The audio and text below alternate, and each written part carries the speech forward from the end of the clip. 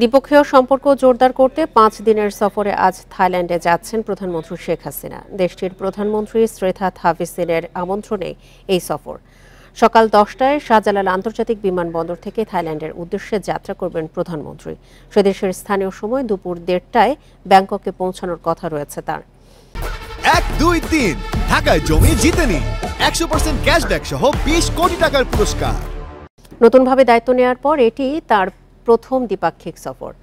বৃহস্পতিবার ইউএনএস কাপের 80তম অধিবেশনে বক্তব্য রাখবেন প্রধানমন্ত্রী।